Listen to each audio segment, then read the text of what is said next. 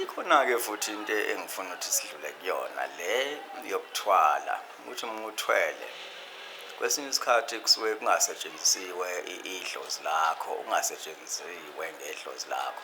Kwesinye isikhathi futhi idlozi lakho ngesikhathi uthwaliswa umelaphi wendabuko noma inyanga leyo liyabaleka idlozi kwesinye isikhathi.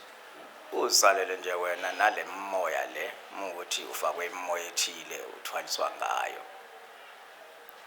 Akuhambisani ukuthwala nedlozi. Funa wazi ukuthi idlozi usulikhiphile futhi nomndeni wakho ozogcina usuthi mhlawumbe uphendule idlozi lisebenzela wena. Ukuthwala nje idlozi elisuke lingekho kulokho ngokwangikwazi. Kahle kahle ngifuna ukuyala ukuthini inyanga iyalapha. Ngisabuyela lapho ngiyagcizelela, angifuni nididanise inyanga ewumelaphi wendabuko bese nididanisa nomthakathi owenza imisebenzi wobubi, imisebenzi wobumnyama. Kona kuhle ngizosho njalo ukuthi inyanga zelaphe.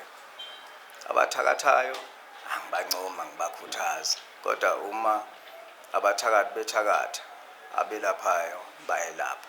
Angisho ukuthi lo mkhuba awuqhubeke ukuthi thakathani ngalapho thina sibhekile ngapho ukwelapha. Into embi siyabelapha bendabuko, asihambisani nokuthakatha ngoba ukuthakatha kwesinye isikhathi kusuke sokufake nezicubu zabantu nezicubu zezilwane ezivikelwe, okuyinto esingahambisani nayo thina zinyanga, thina belaphi bendabuko.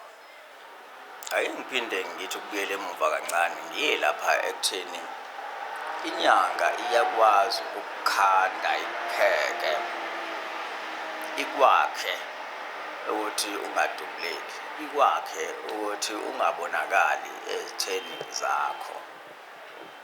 Mhlawumbe uziphendukele nje ikati, mhlawumbe uziphendukele i-orange. Inyanga iyakwazi ukwenza lokho ngoba isuke ikwelapha, hhayi ukuthi isuke ikuthwalisa, hhayi ukuthi isuke ikuthakathisa. Ukungabonakali hhayi ukuthi usuyathakatha, ungadubuleki hhayi ukuthi kuwubuthakathi. Indlela okhandwe ngayo, wakhiwe ngayo inyanga yakho, umsebenzi